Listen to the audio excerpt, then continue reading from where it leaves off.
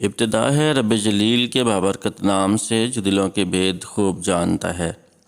دیکھتی آنکھوں سنتے کانوں صابری میاں کا سلام پہنچے۔ 1857 کی جنگ آزادی میں ناکامی ہندوستان کے مسلمانوں کی تاریخ میں سب سے بڑا سانحہ تھا۔ یہ ان سانحات کا نقطۂ عروج اور منطقی نتیجہ تھا جن کا آغاز 1757 کی جنگ پلاسی سے ہوا۔ انگریزوں نے اسے غزر کا نام دیا، حالانکہ جنگ آزادی کے مجاہدین کی ایمان افروز داستانیں پڑھیں تو خون رگوں میں تیزی سے دوڑنے لگتا ہے، اور قاری ان کے جذبہ جہاد اور بہادری کی داد دیے بغیر نہیں رہ سکتا۔ اس جنگ میں شکست کی بڑی وجہ مرکزی قیادت کا فقدان، نظم و نسق کا قحط، وسائل کی کمی، انگریز کی شاطرانہ چالیں، بہتر اسلحہ و فوجی تربیت، اور سب سے بڑھ کر اپنوں کی ضمیر فروشی اور بے وفائی تھیں۔ اس لیے غزر کہنا چاہیے کہ اس میں جاگیرداروں اور غداروں نے انگریزوں کا ساتھ دیا اور اپنے بھائیوں کی ذلت کا باعث بنے۔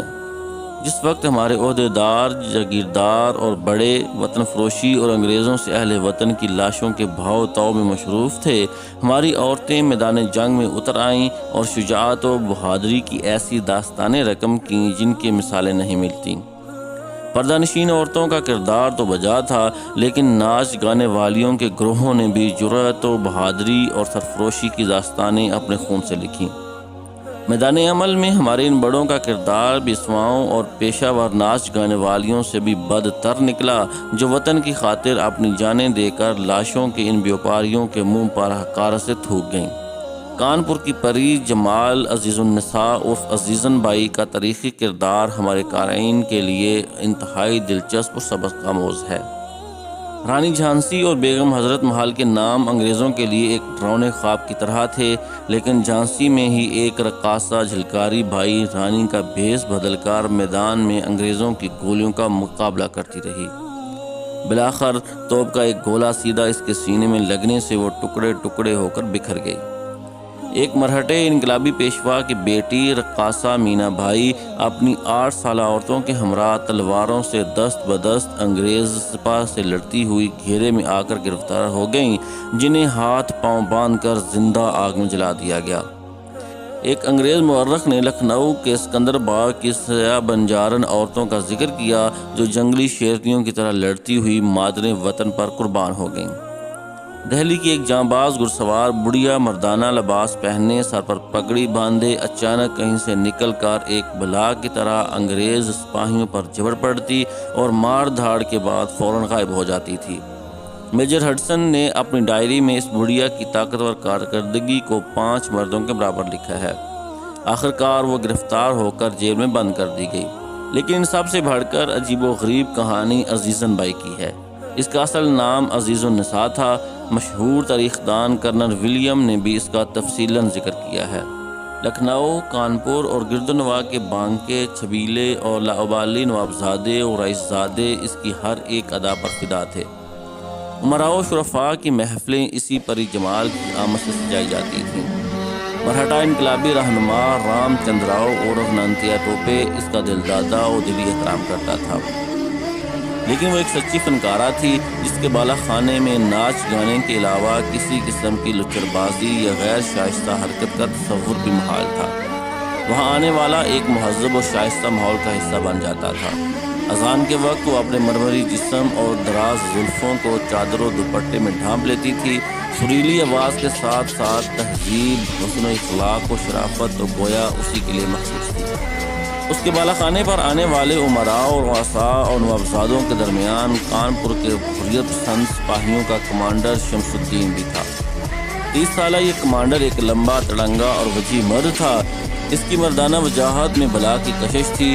وہ دیر تک عزیزن کے بالا خانے میں نہایت مہذب طریقے سے ایک کونے میں خاموش بیٹھا بس اسے دیکھتا رہتا، کبھی کبھار بہادر شاہ ظفر کی غزلوں کی فرمائش بھی کر دیتا تھا۔ بانکا شمس الدین ایک خون ریز مارکے میں لڑتا ہوا جام شہادت نوش کر گیا۔ اس خبر کو سن کر وہ چکرا گئی۔ اس سے پہلے اس کا جوان سال بھائی انگریزوں کی گولیوں کا نشانہ بن چکا تھا۔ موتی و چمبیلی کے گجروں میں لپٹے رانائی ہاتھوں نے اب توڑے دار بندوق اور تلوار سنبھال لی۔ اس کی ایک آواز پر علاقے کے سارے جوان مرد گروہ در گروہ حریت پسندوں میں شامل ہونے لگے۔ اس نے کانپور اور لکھنؤ کی مجاہد عورتوں اور ہم پیشہ رقاصاؤں کا اپنی کمانڈ میں ایک بریگیڈ تیار کیا۔ عزیزن قہر کی علامت اور مجسمے بجلی بن گئے۔ شروع میں عزیزن بریگیڈ کا کام جگہ جگہ گھوم کر عورتوں اور مردوں کو جنگ آزادی کے لیے تیار کرنا، جاسوسی اور میدان جنگ میں زخمیوں کی دیکھ بھال کرنا تھا۔ اس دوران اس نے گھڑ سواری، تلوار و بندوق کا استعمال بھی سیکھ لیا۔ وہ اگلی صفوں میں برستی گولیوں کے درمیان جا کر سپاہیوں کا حوصلہ بڑھاتی اور ان میں پانی اور خوراک تقسیم کرتی۔ وہ اور اس کا بریگیڈ کانپور، لکھنؤ اور گرد و نواح میں نہایت چالاکی و بہادری سے جنگی خدمات سر انجام دیتا۔ ماضی کی اس رقاصہ بائی کا یہ انوکھا کردار گھریلو عورتوں کے لیے ایک قابل تقلید المثال بن گیا۔ انہوں نے بھی اپنے شوہروں اور رشتہ داروں کو جنگ کے لیے تیار کرنا شروع کر دیا۔ انگریز مورخین و جنگی کمانڈروں کی تحریروں میں کثرت سے عزیز النساء کا ذکر ملتا ہے۔ مٹکاف، کرنل ولیم، مسز ہوسٹ انگلس، ہومز، سب نے اس کا ذکر کیا، لیکن متعصب ہندو مورخین اسے صرف عزیزن بائی کہہ کر آگے بڑھ جاتے ہیں۔ شہر کے بی بی گھر میں 150 انگریز عورتیں قید تھیں جو میدان جنگ میں مدد اور جاسوسی کے الزام میں پکڑی گئی تھیں۔ عزیزن اس جیل کی انچارج بھی تھی۔ یہ قیدی عورتیں یہاں سے بھی خبریں اکٹھا کر کے چوری چھپے انگریزوں تک پہنچا رہی تھیں۔ کئی ایک کمانڈروں کی مخالفت کے باوجود عزیزن سب کو قتل کر دینے پر بضد تھی۔ بالآخر اس نے بعض انقلابی رہنماؤں کو اپنا اہم نواب بنا لیا اور سب انگریز قیدی عورتوں کو مار کر لاشیں قریبی کنویں میں پھینک دیں۔ اس قتل عام پر برطانیہ کے ایوانوں میں ایک طوفان آ گیا۔ اخبارات میں بڑی بڑی سرخیوں کے ساتھ ان خبروں کو نمایاں کیا گیا۔ اس پر عزیزن اور اس کے بریگیڈ کی گرفتاری کے لیے خصوصی انگریز دستے تشکیل دیے گئے اور ان کے گرد گھیرا تنگ کر دیا گیا۔ عزیزن سب سے بے پرواہ جنون کی حد تک اپنے مشن میں مصروف رہی۔ جذبہ جہاد نے اسے پھولوں گھنگروؤں میں لپٹی نازک اندام رقاصہ کی بجائے آگ کا ایک مہیب شعلہ بنا دیا تھا جو سب کچھ جھلا کر بسم کر دینے میں مصروف تھا۔ لیکن ایک دن سخت مقابلہ کے بعد وہ دیگر چند مجاہدین کے ہمراہ گرفتار ہو گئی۔ اسے مقامی انگریز کمانڈر جنرل ہلاک کے سامنے پیش کیا گیا۔ اس کی جنگی سرگرمیوں کی رپورٹیں جنرل کے سامنے تھیں۔ عزیزن کے ماضی و حال کی زندگی کا یہ عظیم فرق انگریز جنرل کی سمجھ سے باہر تھا۔ اس کے دل میں نرمی اور رحم کا جذبہ پیدا ہوا۔ عزیزن کو کہا گیا کہ اگر وہ اپنی جنگی سرگرمیوں سے توبہ کر کے معافی مانگ لے تو اس کی جان بخشی ہو سکتی ہے۔ یہ سن کر عزیزن کا چہرہ غصے سے تمتما اٹھا۔